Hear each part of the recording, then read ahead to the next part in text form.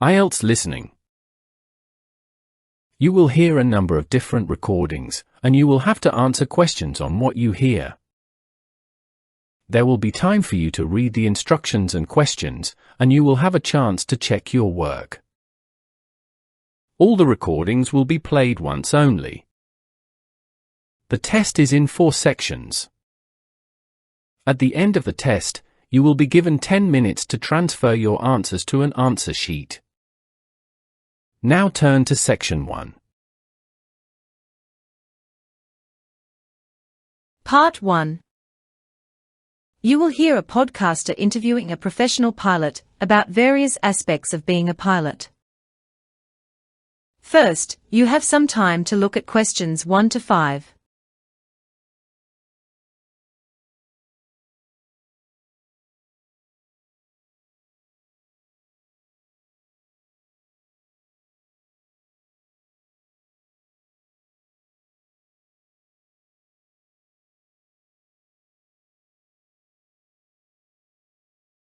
Now listen carefully and answer questions 1 to 5. Welcome back to Sky High Talks, the podcast where we dive into the fascinating world of aviation. Today, we have a very special guest with us, Captain Liam Thompson, professional pilot with over 20 years of experience in the skies. Welcome, Captain Thompson. Thanks for having me, Lisa. It's a pleasure to be here. Let's start with your background, Captain. How did you get into flying, and what qualifications did you need to become a professional pilot? My journey into aviation started when I was a kid. I was always fascinated by airplanes and spent a lot of time building model aircraft and visiting airports. To become a professional pilot, I first earned a private pilot's license, PPL, which requires a minimum of 40 flight hours, though most people take around 60 to 70 hours. After that, I obtained my commercial pilot's license, CPL, which requires at least 250 hours of flight time. Then, I went on to get an airline transport pilot license, ATPL, which is the highest level of aircraft pilot certification and requires 1,500 flight hours. That's quite a journey. What kind of training did you go through to reach that level? The training is rigorous and comprehensive. It starts with ground school, where you learn about aerodynamics, meteorology, navigation, and aviation regulations. Then you move on to flight training, which includes both simulator time and actual flight hours.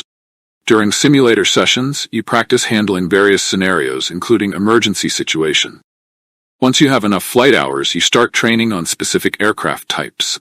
This includes type rating, where you learn the intricacies, flying a particular model of aircraft. Sounds intense. How many hours of flying does one need to be considered an experienced pilot? Experience can be somewhat subjective, but generally, a pilot is considered experienced with around 1,500 to 2,000 flight hours. However, true mastery and confidence come with continued flying and exposure to different situations. Many airlines look for pilots with at least 3,000 to 5,000 hours for more senior roles, like captain position.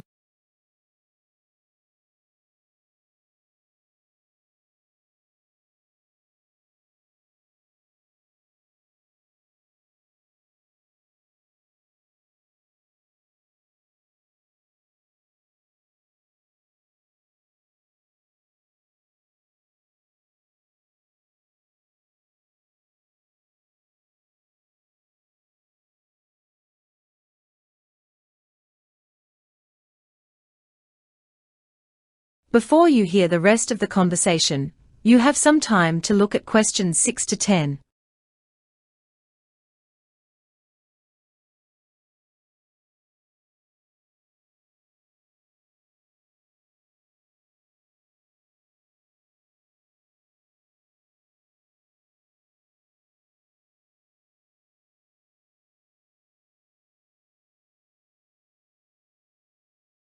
Now listen and answer questions 6 to 10.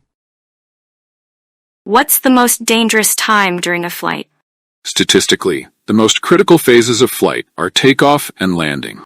During takeoff, the aircraft is at full power and a high angle of attack, which can be risky if something goes wrong. Landing is equally critical due to the precise control required to safely bring the aircraft down. Weather conditions, visibility, and airport traffic all play a significant role during these phases. Given the risks, how are pilots trained to handle emergency? Pilots undergo extensive training for emergency situations. We practice different scenarios in simulators, such as engine failures, fire on board, and rapid decompression. The goal is to ensure that we can react quickly and effectively under stress. Airlines also conduct regular recurrent training sessions where pilots refresh their skills and stay updated on new procedures. Speaking of emergencies, have you ever experienced a real in-flight emergency? Yes, I have. One memorable incident was when we had an engine failure shortly after takeoff. It was a tense moment, but my co-pilot and I followed our training, declared an emergency, and returned to the airport safely. Such experiences really underscore the importance of training and staying calm under pressure. That must have been intense. How do you manage stress and stay focused during such critical moments? Staying calm and focused comes from thorough training and experience. We are trained to follow procedures methodically, even in high-stress situations. Additionally, maintaining a healthy lifestyle, getting enough rest, and practicing mindfulness can help manage stress.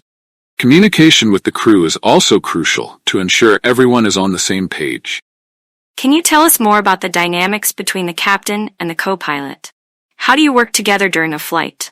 The relationship between the captain and co-pilot, or first officer, is built on teamwork and mutual respect.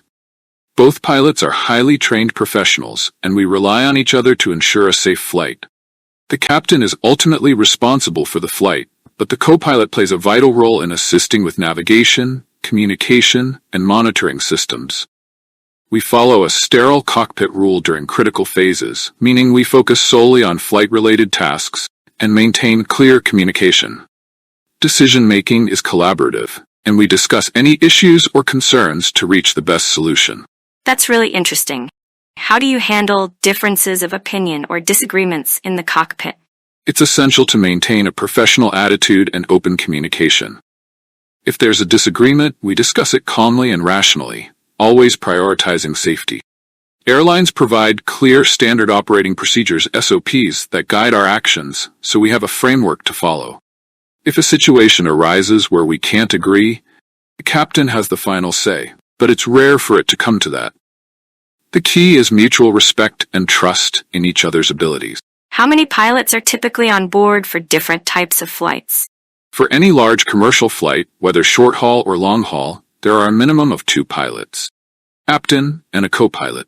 This is primarily for safety reasons, as the job comes with great responsibility. For longer flights, especially those over 8 hours, a third pilot, known as the second officer, is required. The flight exceeds 12 hours, a fourth pilot is also on board. These additional pilots, or relief pilots, switch duties with the captain and co-pilot during the flight to ensure everyone remains alert and rested. That makes sense. What about special flights, like inaugural or training flights? Are there additional pilots or crew members involved? Yes, special flights, such as inaugural or training flights, often have additional pilots and flight engineers on board.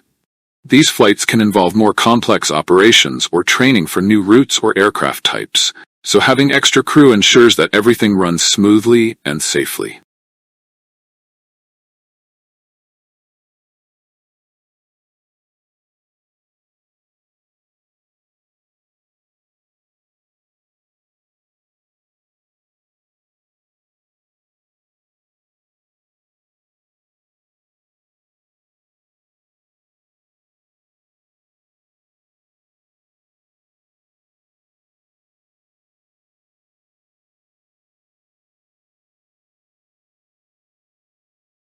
Part 2. You will hear a horse trainer talking to an audience about the fundamentals and advanced techniques of horse training. First, you have some time to look at questions 11 to 16.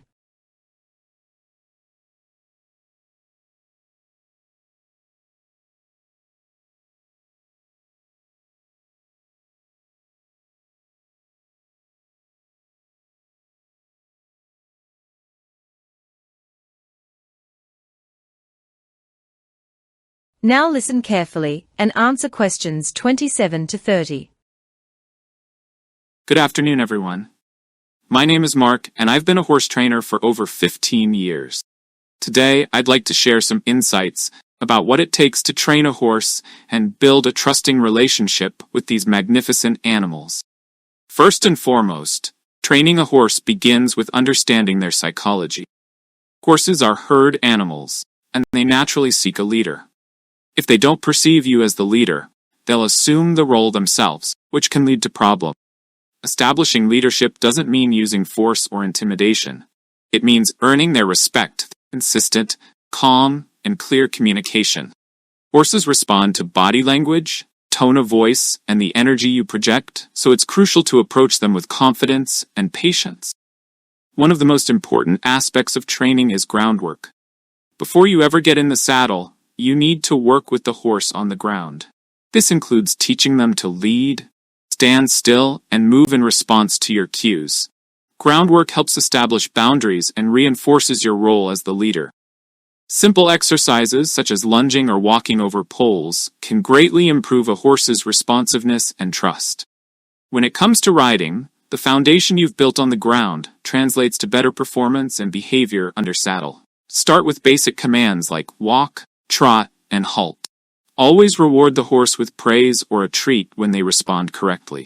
Positive reinforcement encourages them to repeat good behavior. Remember, horses don't speak our language, so patience and repetition are key. Another vital element of training is understanding each horse's unique personality and physical capabilities. Some horses are naturally more skittish, while others might be more stubborn or lazy.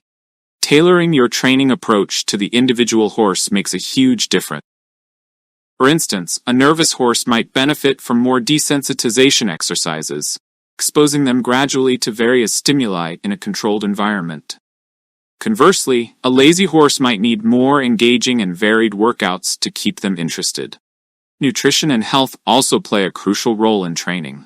A horse that is well-fed, properly hydrated, and free of pain will perform better and be more willing to learn. Regular veterinary checkups, proper hoof care, and a balanced diet are essential.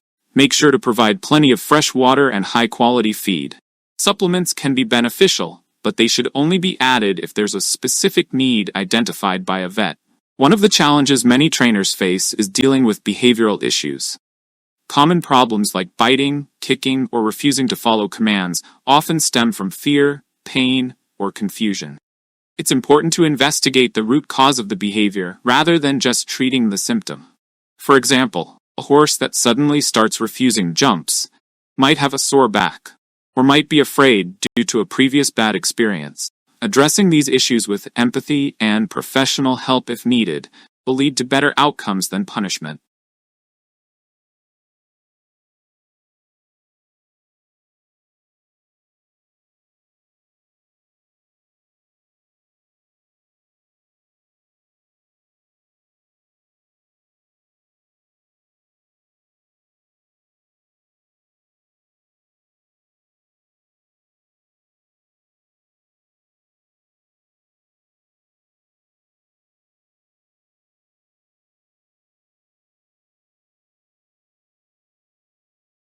Before you hear the rest of the talk, you have some time to look at questions 17 to 20.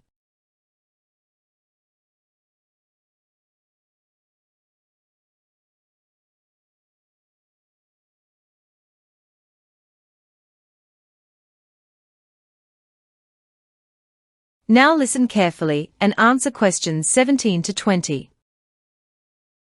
Let's talk a bit about safety, which is paramount in horse training.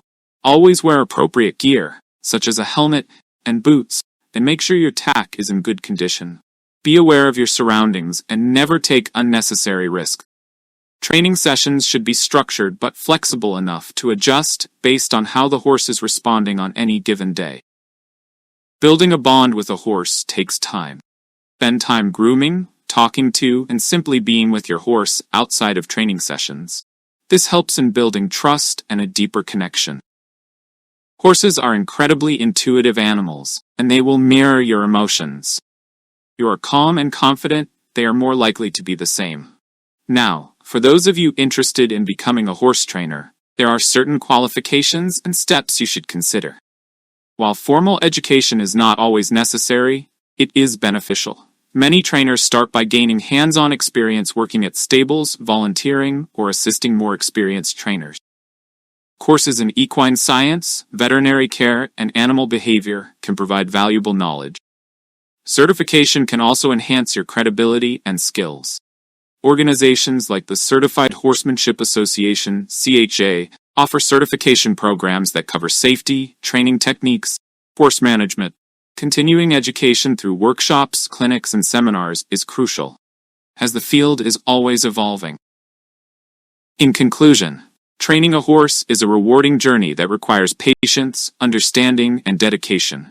It's about creating a partnership based on trust and respect. Whether you're training for competition or simply for pleasure, the bond you develop with your horse is priceless. Thank you for your time, and I hope you found these insights helpful.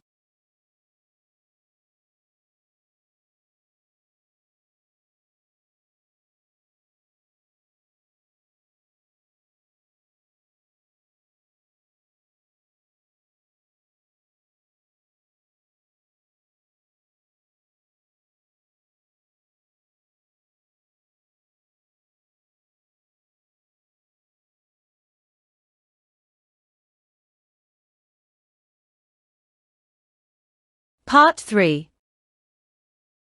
You will hear a student and her professor discussing the student's survey on how people choose their city leaders. First, you have some time to look at questions 21 to 26.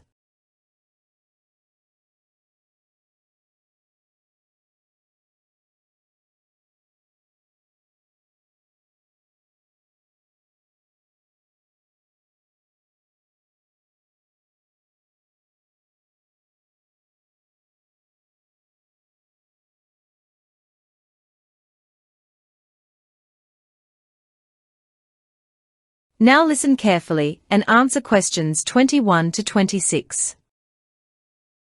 Good morning, Professor Stevens. Thank you for meeting with me. Good morning, Emma. It's my pleasure. How can I help you today? I wanted to discuss the survey I conducted on how people choose their city leaders. I've gathered a lot of data from about 500 participants, and I'm trying to make sense of it all. Excellent. Surveys can provide valuable insights. Let's start with the basics. What was the main goal of your survey? The main goal was to understand the factors that influence people's decisions when they vote for city leaders.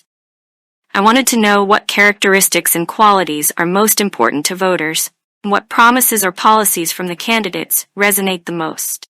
That's a very relevant topic, especially in today's political climate. How did you structure your survey? I used a mix of quantitative and qualitative questions. The quantitative section included rating scales for various leader qualities like integrity, experience, education, and approachability. I also asked about specific promises or policies they look for, such as improvements in infrastructure, education, healthcare, and economic development. The qualitative section had open-ended questions where respondents could explain their choices and provide additional thoughts. That sounds comprehensive. How did you distribute your survey, and what was your sample size? I distributed the survey online through social media platforms and community forums. I also handed out paper versions at local community centers. In total, I received responses from about 500 participants. Interestingly, about 100 people declined to participate. Most of them cited a lack of trust in surveys and concerns about privacy as their main reasons. That's a good sample size despite the declinations. Ensuring demographic diversity among your respondents is crucial. Did you achieve that? Yes, I tried to. I included questions about age, gender, education level, and socioeconomic status to ensure I could analyze the data across different demographics. Great. Now, what initial trends or patterns have you noticed from the data? One of the most noticeable trends is that integrity was rated as the most important quality by a large majority of respondents, regardless of their demographic background. 75% of the respondents rated integrity as their top priority. Experience and approachability were also highly valued, with 65% and 60% respectively. When it comes to promises, respondents highly favored commitments to improving local infrastructure and enhancing education systems. Interesting. Can you elaborate on those differences? Sure. For example, younger respondents, particularly those aged 18 to 30, tended to prioritize education and progressive values more than older respondents, who placed a higher emphasis on experience and integrity. Additionally, respondents with higher education levels were more likely to value a candidate's educational background and policy knowledge. As for promises, younger respondents were particularly interested in progressive policies such as renewable energy initiatives and technology advancements, while older respondents were more focused on healthcare and public safety improvements.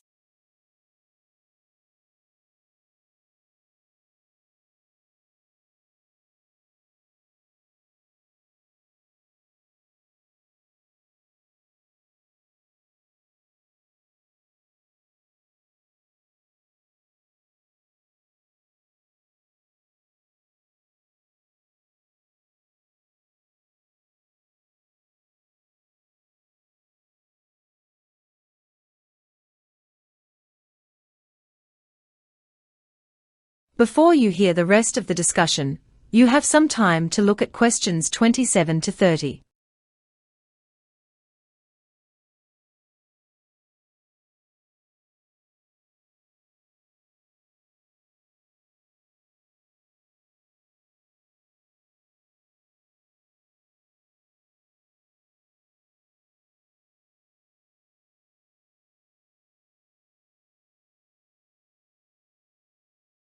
Now listen carefully and answer questions 27 to 30. Those are valuable insights. Have you considered how these findings might impact future campaigns or the way candidates present themselves? Yes, I think candidates could tailor their campaigns based on the demographics they aim to reach. For example, targeting younger voters with messages about education, progressive policy, while emphasizing experience and integrity to appeal to older voters. Additionally, they could highlight their promises for infrastructure improvements and education reforms to attract a wider audience. That's a good strategy. Did you find any significant differences based on socioeconomic status? Yes, actually. Respondents from lower socioeconomic backgrounds placed a higher importance on a candidate's approachability and understanding of local issues.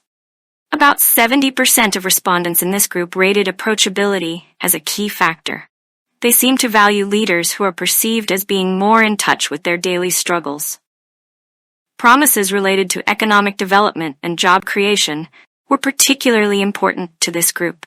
That makes sense. People want leaders who can relate to their experiences and advocate for their needs.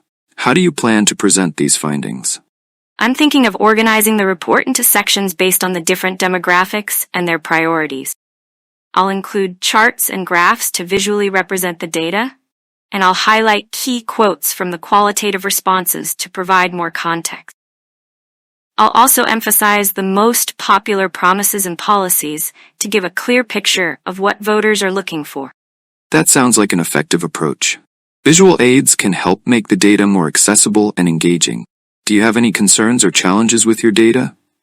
One challenge is ensuring that my analysis remains unbiased. I want to interpret the data accurately without letting my own opinions influence the results. That's an important consideration. One way to address this is to have your analysis reviewed by peers or mentors. They can provide feedback and help ensure objectivity. That's a good idea. I'll reach out to some classmates and see if they can review my work. Do you have any other suggestions?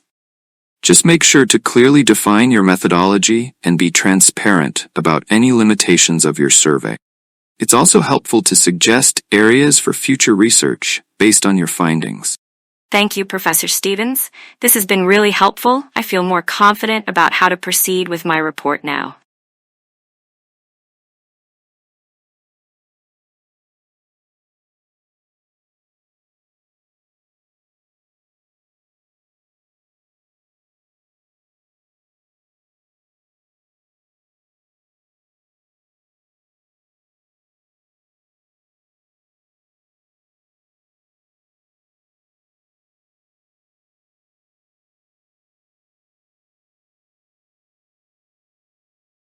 Part 4. You will hear a professor, Dr. Emily Carter, talking to an audience about clouds. First, you have some time to look at questions 31 to 36.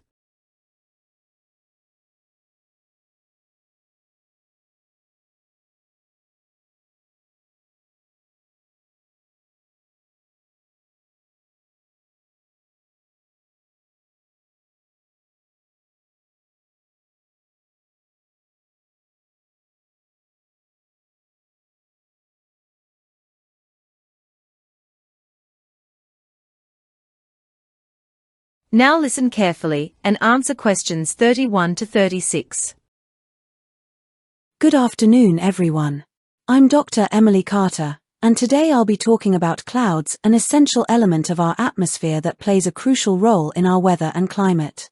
Understanding clouds is not only fascinating but also important for fields ranging from meteorology to climate science. Let's start with the basics. Clouds are formed when water vapor in the atmosphere condenses into tiny droplets or ice crystals. This process happens when the air becomes saturated, meaning it can no longer hold all the moisture it contains. Saturation typically occurs when air cools down, which is why you often see clouds forming at higher altitudes or in cooler weather conditions. Clouds are classified into several types based on their appearance and the altitude at which they form. The most common types are cirrus, cumulus, stratus, and nimbus. Cirrus clouds are high-altitude clouds that are thin and wispy. They often indicate that a change in the weather is coming. Cumulus clouds are the fluffy, white clouds we often associate with fair weather, though they can also develop into larger storm clouds. Stratus clouds form in layers and cover the sky like a blanket, often bringing overcast conditions and light precipitation. Nimbus clouds are associated with thunderstorms and heavy rain, and they are typically thick and dark. The altitude at which clouds form is an important factor in their classification. Low clouds, such as stratus and cumulus, form below 2,000 meters. Middle clouds, like altostratus and altocumulus, form between 2,000 and 6,000 meters. High clouds, including cirrus, cirrostratus, and cirrocumulus, form above 6,000 meters. There are also clouds with vertical development, like cumulonimbus, which can span multiple altitude levels and are associated with severe weather conditions.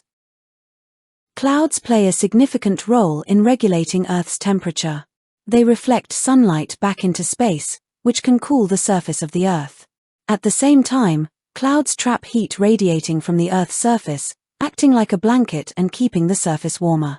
This dual effect is crucial in maintaining the Earth's climate balance.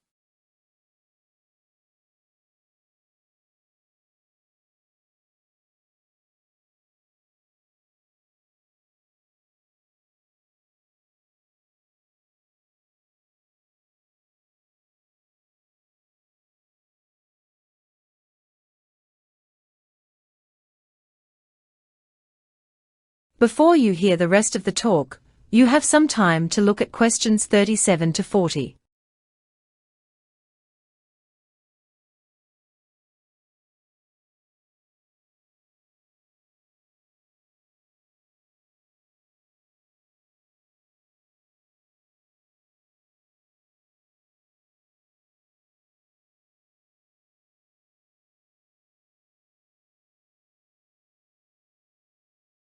Now listen carefully and answer questions 37 to 40. In addition to their basic types and classifications, clouds exhibit a variety of interesting phenomena that can impact weather patterns and climate. One fascinating aspect is the formation of cloud patterns that can indicate upcoming weather changes. For instance, the presence of cirrus clouds might suggest that a front is approaching, while the development of cumulus clouds could signal the potential for thunderstorms. Another intriguing phenomenon is the cloud seeding process, which is used to enhance precipitation. Cloud seeding involves introducing substances like silver iodide or sodium chloride into clouds to encourage the formation of larger ice crystals or droplets. This process is used in various regions to increase rainfall or manage drought conditions. Clouds also have a significant impact on aviation. Pilots need to be aware of cloud cover and types to navigate safely. Low-lying clouds can create dangerous flying conditions, while high-altitude clouds can affect visibility and flight paths. Understanding cloud types helps in predicting turbulence and other in-flight weather conditions. Climate change has a substantial effect on cloud formation and behavior. As global temperatures rise, we can expect changes in cloud cover, type, and distribution. This can affect weather patterns, including the frequency and intensity of storms, and contribute to shifts in climate zones. Ongoing research aims to better understand these impacts and predict how cloud dynamics will evolve in a warming world. In conclusion, clouds are more than just a visual element in our sky, they are integral to our understanding of weather and climate systems. From basic classifications to complex phenomena, studying clouds helps us predict weather, manage resources, and understand the broader implications of climate change. Thank you for your attention, and I hope this discussion has provided you with a deeper appreciation for the role of clouds in our atmosphere.